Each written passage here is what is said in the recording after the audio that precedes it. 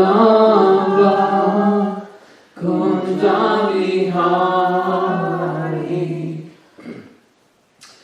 Gopi Jana Vallabha Girivardhari Jaya Gopi Jana Vallabha Girivardhari Yashodanandana Bhajana Ranjana Yashodanandana Bhajana Ranjana Yamuna Tira Manachari Yamuna Tira Manachari Jayo Radha Madhava Kunja Vihari Jayo Radha Madhava Kunja Vihari Gopi Jana Vallabha Girivardhari Gopi Jana Vallabha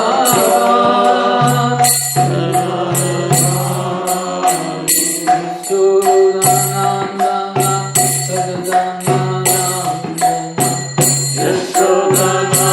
Yashodanandana Bhajana Ranjana Yashodanandana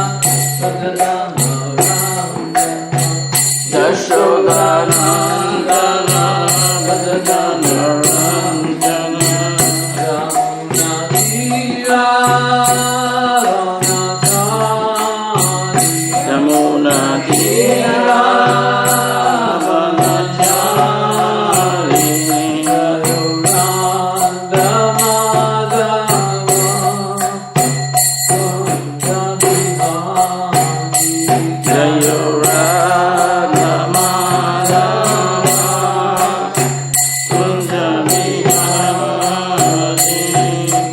Gopi Jana Vallabha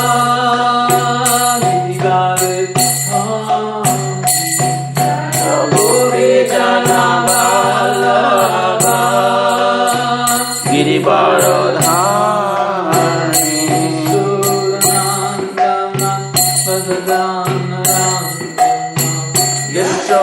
Yashodanandana Bhajana Ranjana Yamuna Tira Vanachari Yamuna Tira Vanachari Hare Krishna Hare Krishna Krishna Krishna Hare Hare Hare Rama Hare Rama Rama Rama Hare Hare Hare Krishna Hare Krishna Krishna Krishna Hare Hare Hare Rama Hare Rama Rama Rama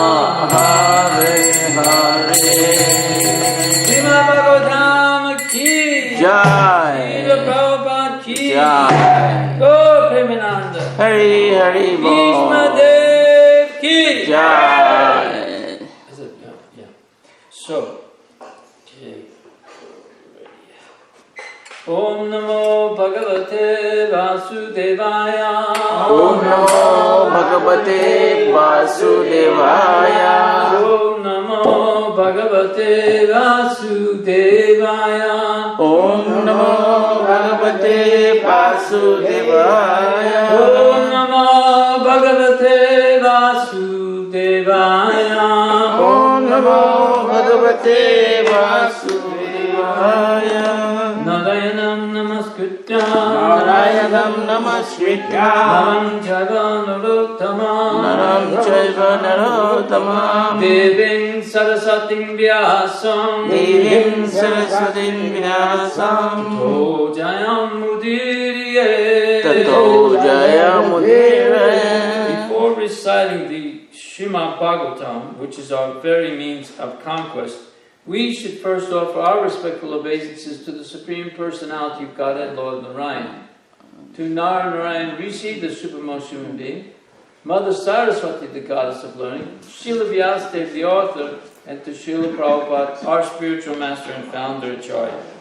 His Divine Grace, A.C. Bhaktivedanta Swami Srila Prabhupada Ki Jai. So we're doing text 6 in chapter 19 in the canto 1. I guess this is the last chapter? No, is it one more? Yeah, it's the last chapter of the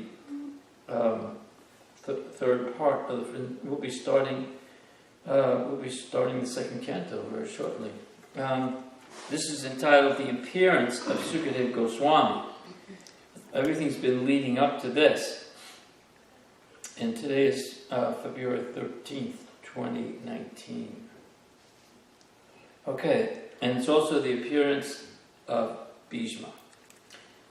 So, the Sanskrit word for word is Ya, Vai, Vasak, Chi, Tulasi, Vimishra, Yavai, Lasak, Chi, Tulasi, Vimishra, Yavai, Lasak, Chi, Tulasi, Vimishra, Krishnagri, Renu, Abhyadikabu, Netri, Krishnagri, Renu, Abhyadikambu, Netri, Renu, Abhyadikambu, Netri, Punati, Lokan, Upayatra, Sheshan, Punati Lokan, Upayatra, Sheshan, Punati Lokan, Upayatra, Sheshan, Kas, Tam, Na, Sevata, Marishyamana, Kastam, Na, Sevata, Marishyamanaha, Yavailastak, Chi, Tulasi, Vimishra,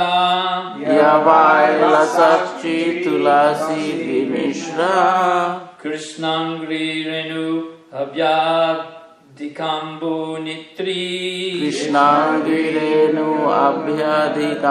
Nitri,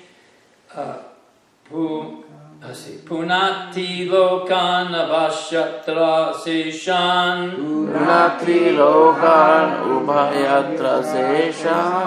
Kastam Na Sivata Marishamanaha,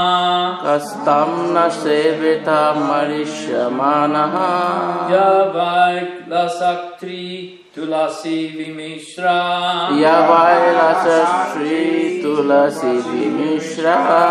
Krishnangri Renu Abhyadi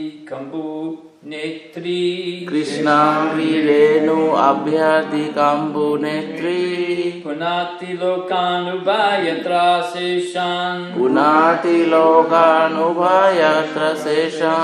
Kastam Na Sevata Marishamanaha,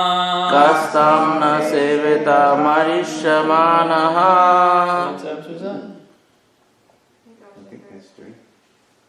Okay, so anyone else?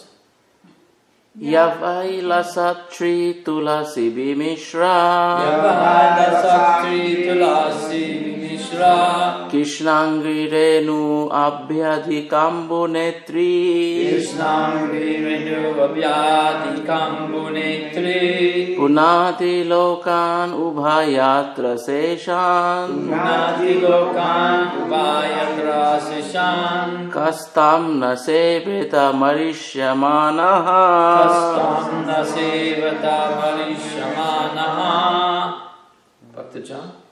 Yavala Satri Tulasi Vimishra Yavaila Satri Tulasi Vimishra Krishnagri Venu Vyadi Kambu Nitri Krishnagri Renu Abhyadhikambu Netri Punati Lokamu Bhayatra Sesan Punati Lokan Ubhayatra Seshan Kastana Sevitam Avishamanaha Kastamna Sevita Marishamanaha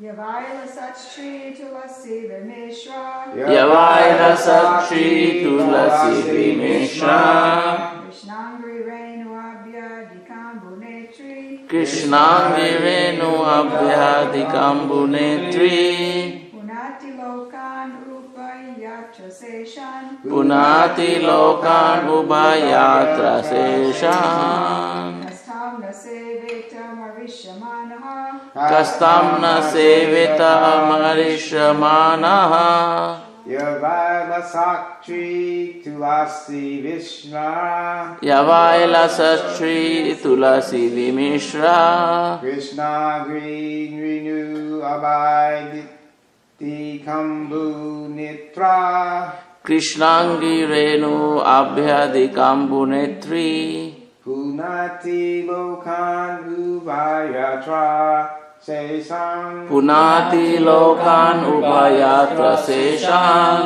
Kastamna Sevata Marishyamaha Kastamna Sevita Marishamanaha. So you're going to do Saturday, right? Okay. So, okay, now we'll do the word for word. Ya, Ya. the river. The river. Oh, excuse me, the river which. The river which. And not a witch, but a witch. Which. W-H-I-C-H, yeah. By, always. Always. Lasat, Lasat. floating with. Floating with. Shri Tulasi, Sri Tulasi. tulsi leaves. Tulsi leaves. Dimishra, Mishra. mixed. Krishna Angri, Krishna Angri. the lotus feet of the Lord. The Lotus feet of the Lord. Shri Krishna. Sri Krishna. Renu, Renu. dust. Dust. Avyadika, Abhyadhika. auspicious. Auspicious. Ambu, Ambu. water. Water. Netri, Netri. that which is carrying. That which is carrying. Punati, Punati. sanctifies. Sanctified. Lokan, Lokan. planets. Plants. Ubayatra, Ubhayatra. both the upper and lower, or inside and outside. Both the upper and lower, or inside and outside. Sa Ishan, Saishan. along with Lord Shiva. Along with Lord Shiva. Ka, Ha. who else? Who else? Tam, that river. Na, does not. Does not. Sevata, Sevita. worship. Worship. Marishamana, Marishamanaha. one who is to die at any moment. One who has to die at any moment. So I'll say, and then you all please repeat. The river, The river. Ganges, Ganges. by which the king sat to fast, By By which the king sat to fast. carries the most auspicious water, Carries the most auspicious water, which is mixed with the dust of the lotus feet which is mixed with the dust of the lotus feet of the Lord, of the Lord, and tulsi leaves. and tulsi leaves. Therefore that water Therefore that water sanctifies the three worlds, sanctifies the three worlds, inside and outside, inside and outside, and even sanctifies and even sanctifies Lord Shiva and other demigods. Lord Shiva and other demigods. Consequently, everyone who is destined to die who is destined to die must take shelter of this river. Must take shelter of this river. So, I'll read this again. The river, and then, it's sort of in brackets here, Ganges, by which the king sat to fast, carries the most auspicious water, which is mixed with the dust of the lotus feet of the Lord and tulsi leaves. Therefore, that water sanctifies the three worlds, inside and outside, and even sanctifies Lord Shiva and other demigods. Consequently, everyone who is destined to die must take shelter of this river. Now, notice that in the translation, when we did the word for word, we never, it was never mentioned Ganga. And that'll be important. When I read the purport, you'll understand why I'm pointing that out. Purport by His Divine Grace, A.C. Bhaktivedanta Swami Srila Prabhupada. Jai Srila Prabhupada. Maharaj Pariksit, just after receiving the news of his death within 7 days, at once retired from family life and shifted himself to the sacred bank of the Jamuna River. We just said the Ganges, but now it's the Jamuna. Generally, it is said that the king took shelter on the bank of the Ganges, but according to Srila Jiva Goswami, the king took shelter on the bank of the Jamuna. Srila Jiva Goswami's statement appears to be more accurate because of the geographical situation. Maharaj Pariksit resided in his capital, Hastinapura, situated near present Delhi, and the river Jamuna flows down past the city. Naturally, the king would take shelter of the river Jamuna because she was flowing past his palace door. And as far as sanctity is concerned, the river Jamuna is more directly connected with Lord Krishna than the Ganges, which is pretty interesting to say. The Lord sanctified the river Jamuna from the beginning of his transcendental pastimes in the world. While his father Vasudeva was crossing the Jamuna with the baby Lord Krishna for a safe place at Gokula, on the other bank of the river from Mathura, the Lord fell down in the river. I don't remember reading that, but in the Krishna book or anything, but Prabhupada saying that baby Krishna fell from Vasudeva's hands into the river. So baby Krishna fell into the bank of the river. And by the dust of his lotus feet, the river at once became sanctified. It is especially mentioned herein that Maharaj Pariksit took shelter of that particular river, which is beautifully flowing, carrying the dust of the lotus feet of Lord Krishna, mixed with tulsi leaves. Lord Krishna's lotus feet are always besmeared with the tulsi leaves, and thus, as soon as his lotus feet contact the water of the Ganges and the Jamuna, the rivers become at once sanctified. The Lord, however, contacted the river Jamuna more than the Ganges. According to the Varaha Purana, as quoted by Srila Jiva Goswami, there is no difference between the water of the Ganges and the Jamuna. But, and now this is in italicized, but when the water of the Ganges is sanctified 100 times, it is called the Jamuna. Similarly, it is said in the scriptures that 1,000 names of Vishnu are equal to one name of Rama, and 3 names of Lord Rama are equal to one name of Krishna.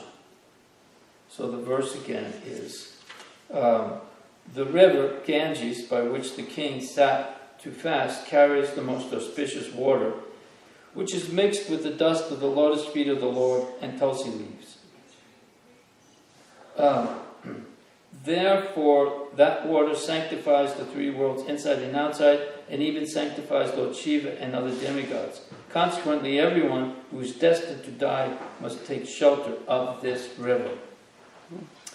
Om Gyantimaranda Shakyananjana Salakaya Chakshur Gumanitamena Tasmai Shri Gurave Namaha. I was born very ignorant, and then gradually being uncovered. So, this is the appearance of Lord Bhismadeva, but Bhismadeva.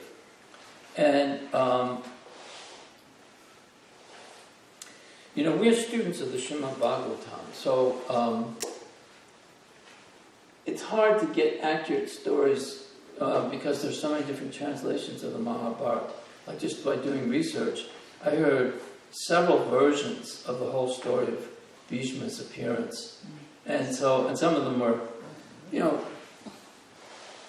anyway, some of them just, I thought were a little, slightly, I don't want to say, but it doesn't seem like, for us, our acharyas felt that what is most important about Bhishma to understand happens when he's leaving this world.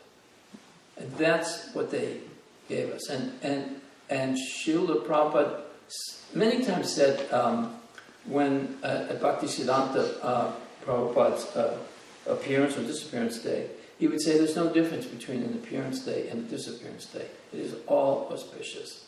It is like the rising and the setting of the sun. So, I can mention a few things that is universally accepted about Bhishma in terms of his beginning. But then I really want to concentrate on what our acharyas, the six Goswamis and Bhaktivinoda and Bhaktisiddhanta Prabhupada and our own A.C. Bhaktivedanta Swami Prabhupada gave us in the Srimad Bhagavatam about his disappearance. And that puts his whole life into the proper perspective to understand what a great soul he is. Because it's like if you're watching a film, the old 8mm and 16mm films, they would have these little frames. And if you look at just one section of the frame, that person in that particular sequence may look like they're, and that might not present them in a good light. But if you see the whole thing, and all the way straight through, then you get a clearer picture. And the picture that Srila Vyasadeva and all of the acharyas are giving us of Bhishma is not from the beginning and not all the other Mahabharata stuff, but it's from the pastime of his lying on a bed of arrows and passing away. That's when we finally see his role and why he did what he did or didn't do what he did, didn't do what we think he should have done. Because there's lots of speculation which borders on almost, something sounding, portraying him in a bad light. I heard one devotee saying something that I found kind of really, not so, didn't portray Bhishma the way you would think we should. So, what we know about Grandfather Bhishma is he is the son of Ganga Devi and Mara Santanu. And the other point is that Srila Prabhupada, he didn't discourage devotees to find out about the Mahabharata or even translate it. But he quotes from it, but he himself didn't. He gave us the most important part of the Mahabharata, which is the chapter. Yeah, that's a chapter in the Mahabharata. So he gave us that, and then he translated the Srimad Bhagavatam, which is filled with all of the after effects of their drama. The Kurus and the Pandavas. So that's what we've been studying, and especially his passing, the passing of Bhismadeva, leads to where we're at right now in the Bhagavatam, the cursing of Parikshit Maharaj and his going to receive the glorification of the Lord by Sukadeva Goswami. So that's the angle I'm going to take it from. So, but in any case, though, there's certain, without getting into all the minutiae of his beginnings, because there's different views by different people, different translations. What is universally understood is that he is the son of Ganga Devi and Mara Santanu. He was the 8th son. The first 7 were actually his mother Ganga put them into the Ganges right after birth, and it seems cruel, but the actual fact is that this was an arrangement that they were the 8 Vasus, including Bhisma, and they had apparently taken a Surabi cow that was owned by Vasishta, and the 8th Vasu was the one who actually took it. So the other 7 they had to take birth, and then right after birth were immediately sent back to heaven after they had gone and begged for forgiveness from Vasishta and Lord Brahma. And so that is an interesting point because, of course, this wasn't a miscarriage.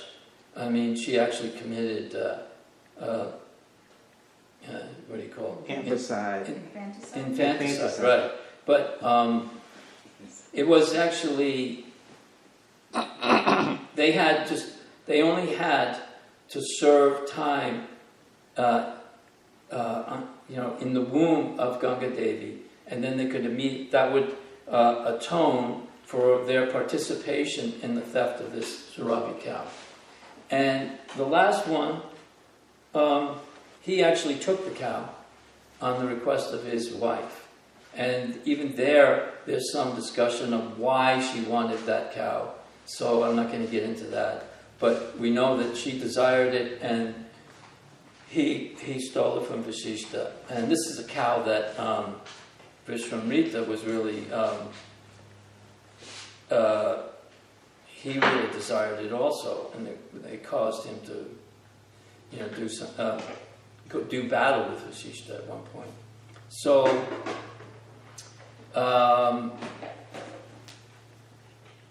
then the arrangement was, and the original reason, again, the original contact between Ganga Devi and Mara Santanu, I've heard more than one version, so I'm going to leave that out of the story.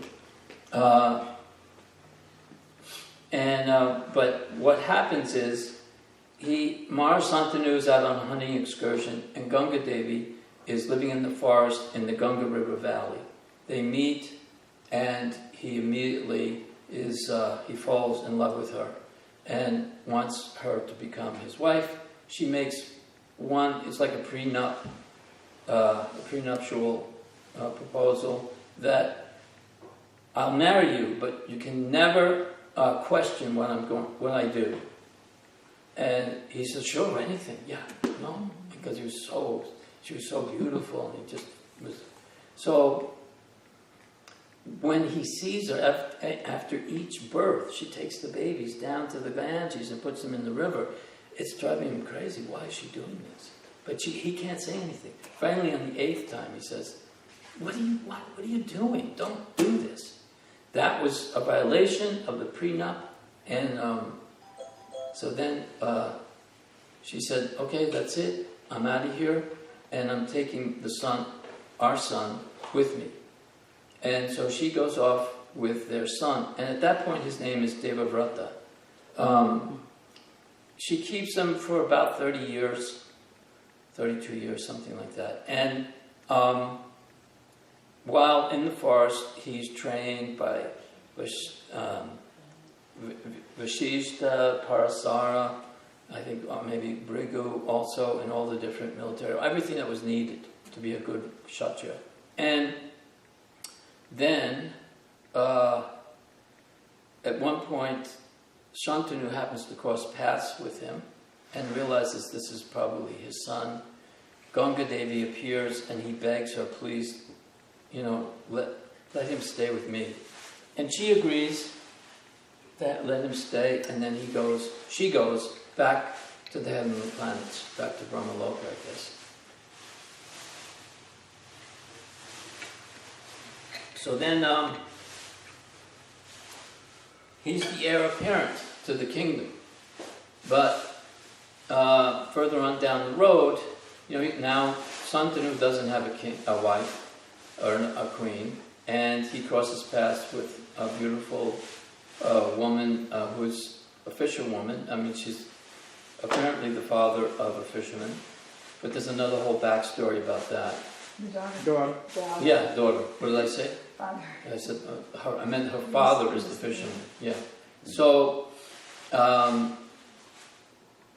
and he immediately falls in love with her and wants her for his queen. And the father says no, because you already have a son, and he'll be my grandchildren won't have any chance to become kings. And so then he gets he's very, very depressed, and then Devavrata finds out why his father is so upset. He just goes back to his palace, and he's staying in his room, and he's sort of pining for her. And he asks some of the Brahmin and some of the sages what is wrong with his father. He finds out that he's attached to this woman, and so then Devavrata goes to her and says that, and to the father, and says, don't worry, I won't stand in the way of your the union with my father and your daughter, Satyavati, and those children can be the heirs. And then the father says, well, but you may have children, and then they may argue, so there might be some problems. So then he decides to take a vow of celibacy. Bhishma. And that's how he gets the name Bhishma. So, and his father gives him that name. So that's the backstory on Bhishma's appearance. Well, not exactly, but how he came to be Bhishma. So now, all the drama of the Battle of Kurukshetra and all these different things. So, but like I said, the real thing we have to understand, the real import is understood of Grandfather Bhishma, comes about when he's lying on the bed of arrows. Because it may look like, why is he fighting with Duryodhana, and why is he helping them? But he's playing a part in this Leela. And just like, why did Krishna get into ignorance on the battlefield of Kurukshetra? Because Krishna Arjuna to get into ignorance on the battlefield of Kurukshetra. Why did he fall into ignorance? He knew what was going on, but Krishna wanted him to question this battle. So there are so many different points where Krishna is arranging these things. So after the battle of Kurukshetra, Yudhisthira is now in great anxiety. He cannot accept that so many people have died because just to put me on the throne. And nobody can relieve his anxiety. Not even Krishna. And Krishna wants it that way. He doesn't want anybody else's words, not Vyasadev's words, not even Krishna's words, all the great sages. He only wants Yudhisthira to go and listen to Grandfather Bhishma, because Krishna wants to glorify Bhishma. And a lot of people have thought, well, why was he not, helping more? But he was helping many times, protecting them and looking out for them. But this was part of the drama. And because Bhishma's rasa, his transcendental humor with Krishna, is one of chivalry. And he, as is described in the passing, in his own words, that his doing battle with Krishna was the perfection of his life. And seeing Krishna with the wounds. I mean, Krishna has no veins, no capillaries, no arteries, no blood, but yet he showed signs of blood because of Bhisma's arrows. And because of Bhisma, Krishna was forced to break his promise and to not fight in the battle. Because he didn't use a weapon, he picked up a chariot wheel.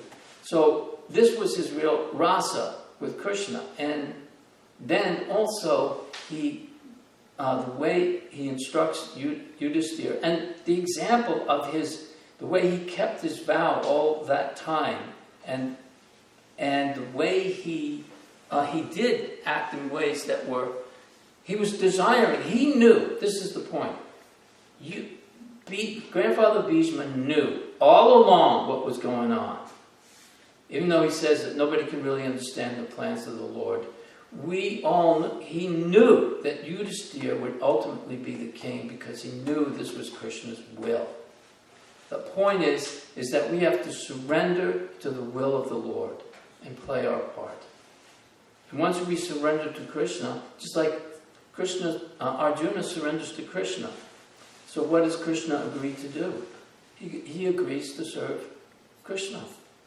I mean, it's the story that Prabhupada tells of, I think it was Lord Chaitanya, saw this one Brahmin who couldn't read. And he was holding the Bhagavad Gita and he was crying. And Lord Chaitanya Mahaprabhu asked, "Why are you crying?" He said, "Well, my Guru Maharaj has told me that I should read the Bhagavad Gita every day, but I can't read." He said, "So why are you crying?" He says, when I look at this picture of Krishna driving the chariot for Arjuna, when in fact Arjuna should be driving the chariot for Krishna, to see my Lord serving in this way, it melts my heart. So, in this mood, I'm going to read some of the more important verses in the passing of Grandfather Bhisma. They start around, see, where was it? I lost my spot already. Here somewhere. Here it is. They start around text 25, if you want to follow on your smartphones. Suta Goswami said, Maharaj Yudhisthira, after hearing Bhisma speak, oh well, I should speak a little bit before that, yes. Yeah. See that? It's a little bit over here. Anyway, O king, that personality whom out of ignorance only you thought to be your maternal cousin, your very dear friend, well-wisher, counselor, messenger, benefactor, etc., is that very personality of God at Sri Krishna. Being the absolute personality, he is present in everyone's heart. He is equally kind to everyone, and he is free from the false ego of differentiation. Therefore, whatever he does is free from material inebriety. He is equibalanced. Yet, despite his being equally kind to everyone, he has graciously come down before me while I am ending my life, for I am his unflinching servitor. The personality of Godhead, who appears in the mind of the devotee by attentive devotion and meditation, by chanting of the holy name, releases the devotee from the bondage of fruitive activities at the time of his quitting the material body.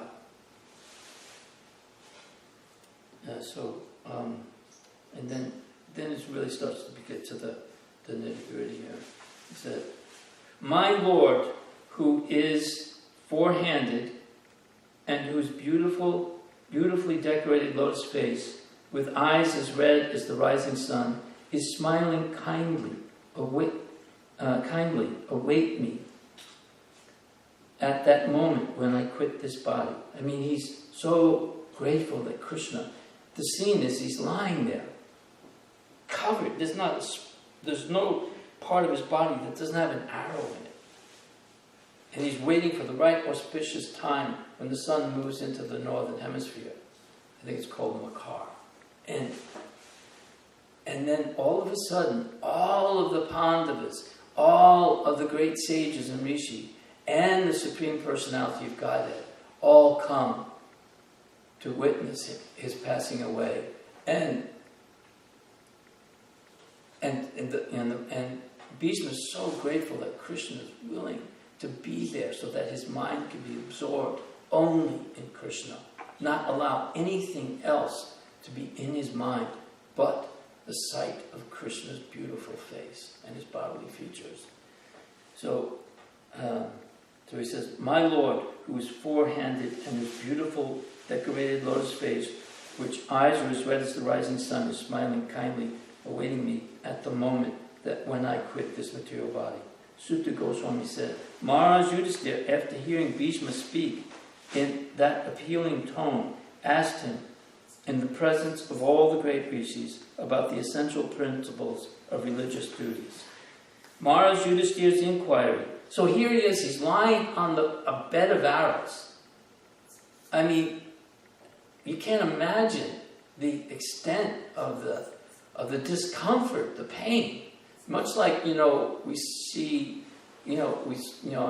the final days, the Anabar filmed Srila Prabhupada, lying there on his last day, he was translating the Bhagavatam lucidly. And, the muscle was gone, so the skin was touching the nerve. And all the doctors said that he should be screaming in pain, but he refused any kind of medication. He was transcendental to that, and he was waiting for the right moment to leave. But he was also, this was arranged so that Krishna could glorify him, so that we can understand that Bhisma did not make a mistake by siding with Duryodhana. He was doing what his part was in this play, this Leela. At Maharaj Yudhisthira's inquiry, Bhisma first, and so now Yudhisthira is inquiring from him. He's asking him questions. It's not exactly the thing you do for like bedside manners to start, asking heavy intellectual philosophical questions to someone who's, covered in arrows.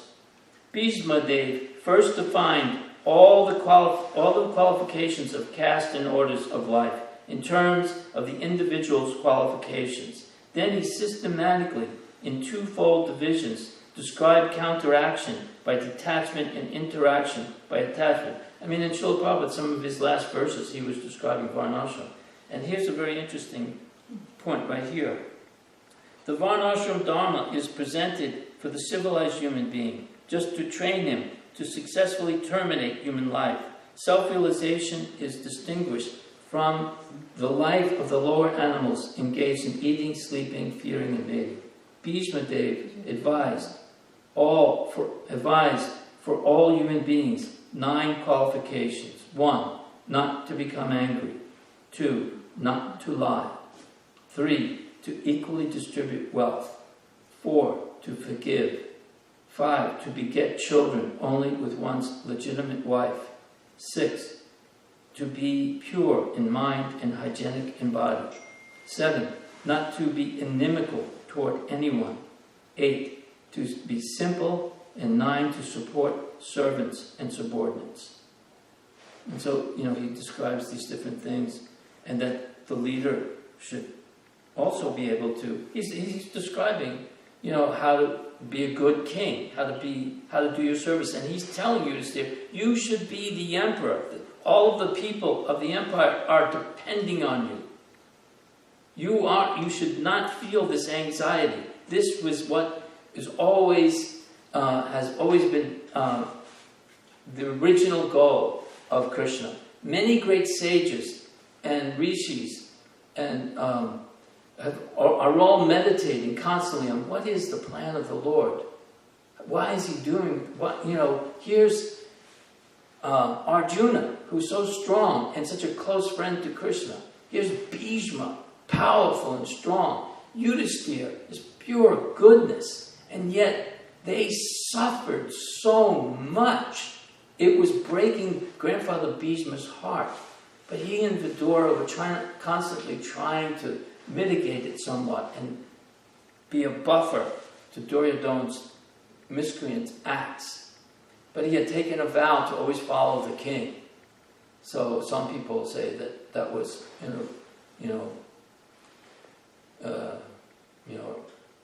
a cause for his being on the wrong side. But when you see the whole picture of what Krishna's saying at the end, no, don't criticize Grandfather Bhisma. He was doing everything according to my will. You can't, and Grandfather Bhisma actually comes out and says it. Nobody can understand the will of the Lord or question it. Just look at the Pandavas. What did they do to deserve such harsh treatment by their cousin brothers, by their uncle, the people that were supposed to be, taking care of them, by Dhritarashtra? So then it says, he then explained the divisions, acts of charity, the pragmatic activities of a king, activities for salvation. Then he described the duties of women and devotees, both briefly and extensively. And it says, Raja Dharma is a great science, unlike modern diplomacy for political supremacy. The kings were trained systematically to become munificent, not merely tax collectors. They were trained to perform different sacrifices only for the prosperity of the subjects, to lead the prajas to the attainment of salvation with a great duty of the king. If you imagine running for political office and saying, and if you elect me, I promise to get you freed from the cycle of birth, death, old age, and disease.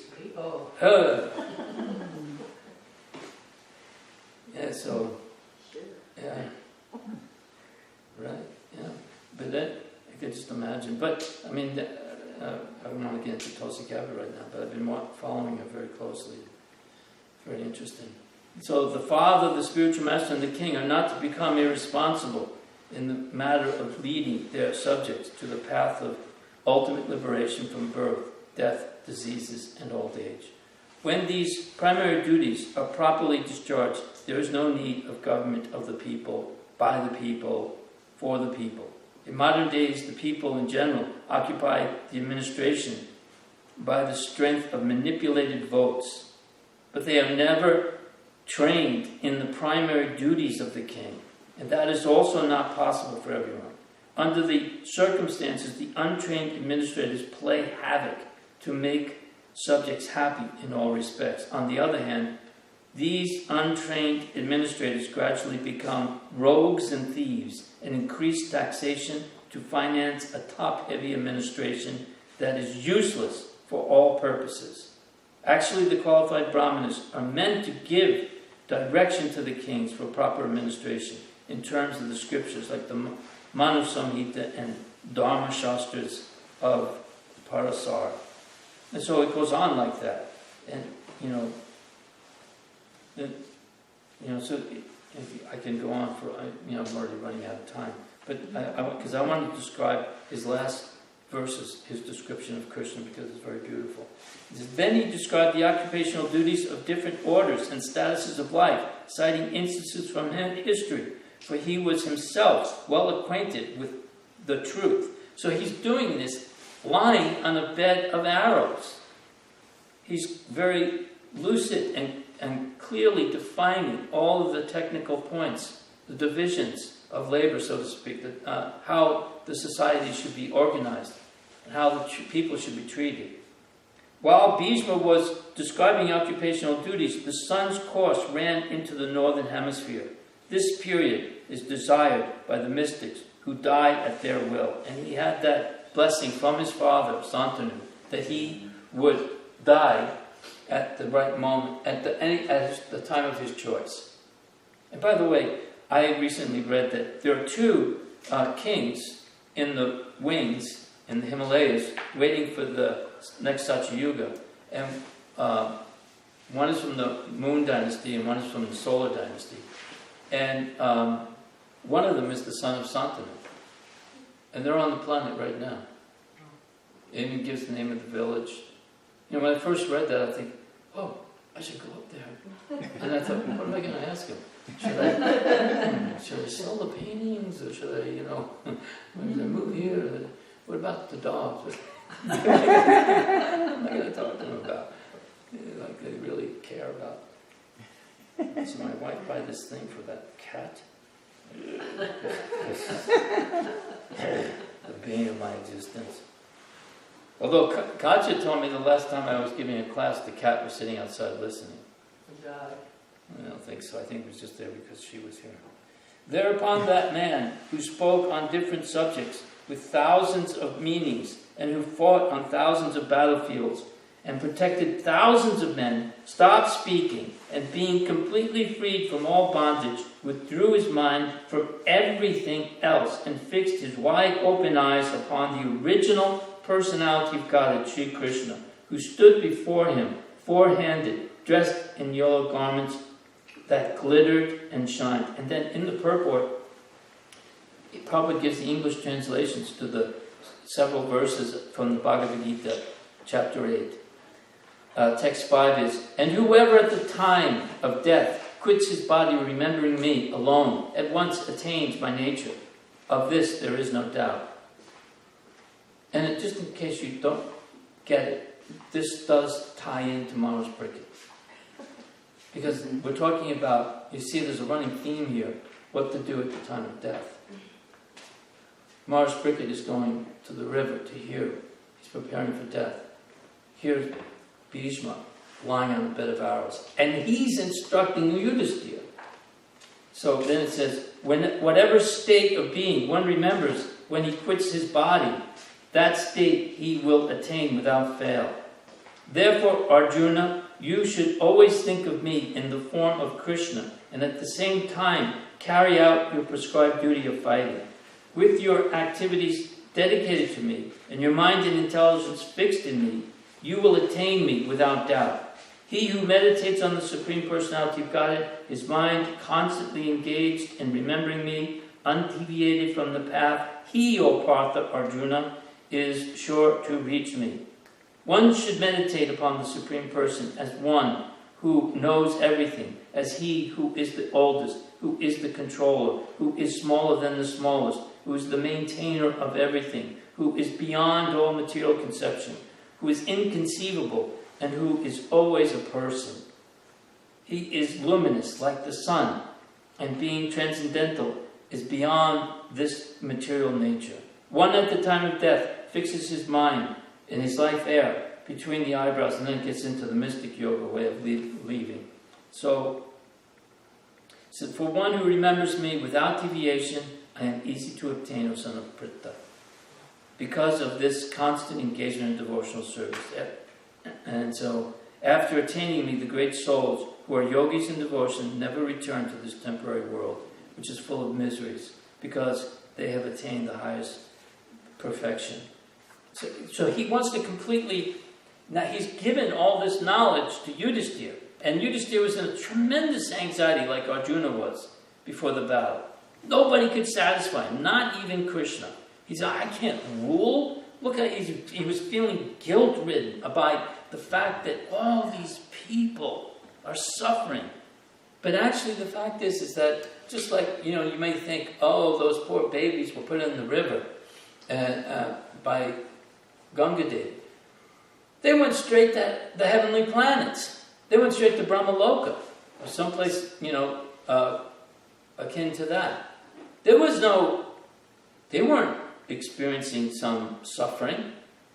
So, sometimes, I've made this point, and, just to be clear, probably, when a devotee may have a miscarriage, it may be that soul only had a few more months of karma. Prabhupada said that miscarriage for devotee means they just burnt up the last little bit of karma and they went back to Godhead. So I know it's painful. I've seen many devotees experience it. But it's actually, there's no reason for being morose or lamentation. Except for, of course, you miss the chance to have that soul's association. But it's a joyful experience. So similarly, all living entities who are following this path, there's no reason for lamenting when someone leaves this material world. It's a time for a festival. By pure meditation, looking at Krishna, he at once was freed from all material inauspiciousness and was relieved of all bodily pains caused by the arrow wounds. So he was experiencing pain at that time. Thus, all the external activities of his senses at once stopped, and he prayed transcendentally to the controller of all living beings while quitting his material body. So these are some very beautiful verses. Bhismadeva said, "Let me now invest my thinking, feeling, and willing, which were so long engaged in different subjects, occupational duties, in the all-powerful Lordship, and now just think about the all-powerful Lord Shri Krishna. He is always self-satisfied, but sometimes, being the leader of the devotees, he enjoys transcendental pleasure by descending on the material world, although from him only the material world was created. Shri Krishna is the intimate friend of Arjuna. He has appeared on this earth in his transcendental body, which resembles the bluish color of the tamal tree. There's a tamal tree in the courtyard of Krishna Balaram temple. His body attracts everyone in the 3 planetary systems, upper, middle, and lower. May his glittering yellow dress and his lotus face, covered with paintings of sandalwood pulp, be the subject of my attraction, and may I not desire fruit of results." What does it mean to desire fruit of results? I know you know. Want something for yourself. It's selfish. Yeah. Well, Prabhupada's saying here specifically it's selfish. Prabhupada's saying that the purpose of religion, people, they don't know what religion is because they don't know who God is. So for them, religion means, it's pious because they accept the fact that there is a supreme controller, and Prabhupada always glorified the fact that we put in God. We trust on our money, that we swear to tell the truth, the whole truth, and nothing but the truth, so help us God. We accept the existence of God, and that we pray to God to provide us our daily food. But really, Jesus Christ said, on the Sermon on the Mount, everyone's being provided for. You don't have to worry about it. This is... So, to pray to God for something is not really religion. Religion means to know God by hearing from people who actually love God. If there's one tinge of envy in our hearts, if we have any envy of anyone or anything, then we can never love Krishna. Because we will be envious of Krishna, because everything is an emanation from him. If I see someone has some ability that I don't have, you can say, "Oh, it was so great what you did," and then be inspired to try to do something good yourself. But if you say, "Oh, that was okay, it wasn't that good," I've seen better, if that kind of mood, or you try to tear it down, that's not that important to do this, that kind of envy, if that's there, that is the kind of envy that blocks our ability to get closer to Krishna. So we have to learn about the pastimes, the qualities, the bodily features, the beautiful features of the Lord from those devotees who actually are in love with Krishna. To know him is to love him. So, on the battlefield where Sri Krishna attended Arjuna out of friendship, the flowing hair of Lord Krishna turned ashen due to the dust raised by the hooves of the horses. And because of his labor, beads of sweat wetted his face. All these decorations, intensified by the wounds dealt by my sharp arrows, were enjoyed by him Let my mind thus go unto Sri Krishna.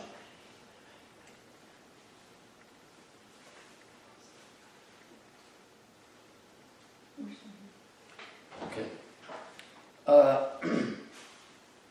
So, in other words, Grandfather Bhishma is saying, I'm going to read that again. On the battlefield, when Sri Krishna attended Arjuna out of friendship, the flowing hair of Lord Krishna turned ashen due to the dust raised by the hooves of the horses. And because of his labor, beads of sweat wetted his face. All these decorations intensified by the wounds dealt by my sharp arrows, were enjoyed by him. Let my mind thus go unto Sri Krishna. This is what he wants to see. He wants to see that beautiful painting that we see where Krishna's coming at him with the chariot. His hair's blowing back and it's ashen color. And you see little wounds on his body. And Bhishma is standing there in his chariot, majestically, with his long white hair, long white beard. And Arjuna's grabbing him by the waist, trying to pull back Krishna because Krishna's about to break his promise. Bhishma, that's his relationship with Krishna. This is what Krishna wants. Krishna, he wants different kinds of relationships. And he enjoys this relationship of chivalry. He wants to fight. He wants to enjoy this, righteous battle. God is a person, and he has all kinds of different personal relationships. So this was Bhishma's service to him, and he was that's what pleased him. That's what he wanted to think of the most at the time of death. In obedience to the command of his friend Lord Shri Krishna, entered the arena of the battlefield of Kurukshetra between the soldiers of Arjuna and Duryodhana, and while there he shortened the lifespans of the opposite party by his merciful glance. This was done simply by his looking at the enemy. Let my mind be fixed upon that Krishna. When Arjuna was seemingly polluted by ignorance upon observing the soldiers and commanders before him in the battlefield, the Lord eradicated his ignorance by delivering transcendental knowledge. May his lotus feet always remain the object of my attraction. Fulfilling my desire and sacrificing his own promise, he got down from the chariot, took up its wheel, and ran towards me hurriedly, just as a lion goes to kill an elephant. He even dropped his outer garment on the way. May he, Lord Shri Krishna, the personality of Godhead, who awards salvation, be my ultimate destination. On the battlefield, he charged me as if angry because of the wounds dealt by my sharp arrows. His shield was scattered, and his body was smeared with blood due to the wounds. At the moment of death, let my ultimate attraction be to Sri Krishna, the personality of Godhead. I concentrate my mind upon the chariot driver of Arjuna, who stood with a whip in his right hand and a bridle rope in his left, who was very careful to give protection to Arjuna's chariot by all means. Those who saw him on the battle of Kurukshetra attained their original forms after death. Let my mind be fixed upon Lord Shri Krishna, whose motions and smiles of love attracted the damsels of Brajadama, the gopis. The damsels imitated the characteristic movements of the Lord after his disappearance from the rasa dance. So he's also thinking about all these different other rasas that he has in relationships. At the Rajasuya Yajna sacrifice performed by Maharaj Yudhisthira, there was the greatest assembly of all the elite men of the world. The royal and learned orders. In that great assembly, Lord Shri Krishna was worshipped by one and all as the most exalted personality of Godhead. This happened during my presence, and I remembered the incident in order to keep my mind upon the Lord. Now I can meditate with full concentration upon that one Lord, Shri Krishna, now present before me, because now I have transcended the misconceptions of duality in regard to his presence in everyone's heart, even in the hearts of the mental speculators. He is in everyone's heart. The sun may be perceived differently, but the sun is one. Sutta Goswami said, thus Bhismadeva merged himself into the Super Soul, Lord Shri Krishna, the Supreme Personality of Godhead, with his mind, speech, sight, and actions, and thus he became silent, and his breathing stopped. Knowing that Bhismadeva had merged into the unlimited eternity of the Supreme Absolute, all present there became silent, like the birds at the end of the day. And then it says that both men and demigods sounded drums to honor, and the honest royal order commenced demonstrations of honor and respect, and from the sky fell showers of flowers. And so then Yudhishthira goes on. So this is, the Bhagavatam is how we study the Srimad Bhagavatam. The only part that we study in the Mahabharata is the Bhagavad Gita. Now, to read the Mahabharata, there's nothing wrong with that. But there are many translations of it. So, and there's always some discrepancy about this thing or that thing, and it's all minutiae. It misses the essence, it misses the point. So, I did a lot of research to see who was giving classes on this day in the past. And I heard different varieties of, how Bhishma came, and that whole story that I gave it just a little synopsis of. And then I had already been thinking that, that Prabhupada, he emphasized the Bhagavatam, and the Bhagavatam emphasis is the passing of Grandfather Bhishma. And then I heard a 7-minute talk. As I was thinking like that, to confirm it, I heard a 7-minute talk by Radhanath Maharaj. And he said almost the same thing I was thinking. That this is the way we should think of Grandfather Bhishma. Because this puts everything into perspective.